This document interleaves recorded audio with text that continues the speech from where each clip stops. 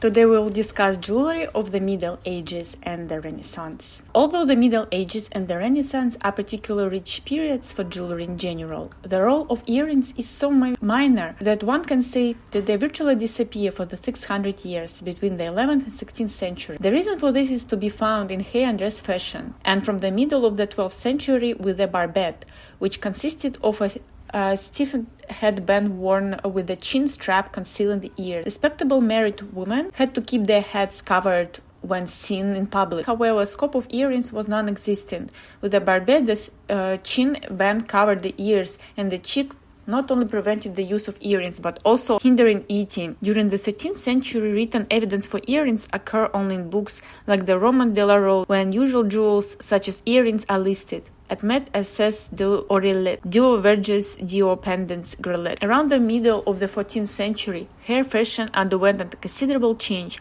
becoming much more elaborate and frequently embellished with precious head ornaments. The Renaissance.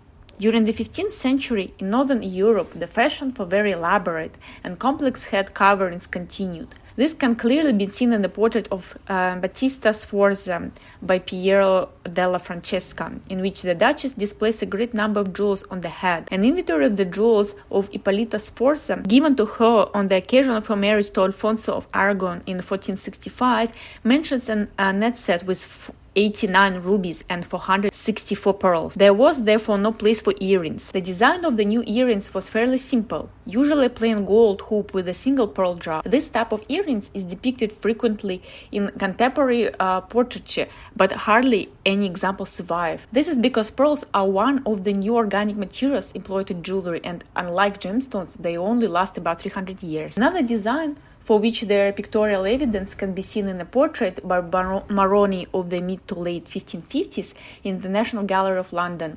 It's shown a pearl drop suspended from a gold spherical element and connected to the gold hoop in the ear by a satin ribbon matching the color of the dress. This is one of the earliest records of the kind of earring, but the combination of satin or velvet ribbon bows and jeweled elements becomes a recurrent feature in early and mid 17th century earrings. Toward the end of the 16th century, the use of appended earrings was still limited, not so much now by headgear, but by the new fashion for very high and stiff ruff collars. The extreme examples of the high ruff occur in Spain, England, and France, and in these countries, women continue to be unable to wear earrings for about 100 years after the introduction in Italy. The only mention of earrings comes in a Chronique du Bourgeois de Paris, in a description of the jewels worn by Leonor of Austria at the arrival in France for her marriage with Francis I in 1529. Hanging from her ears were two large stones as big as nuts. The earrings were part of the jewelry which she had brought from Spain and reflected Southern European fashion. In fact, her fondness for large Spanish-style earrings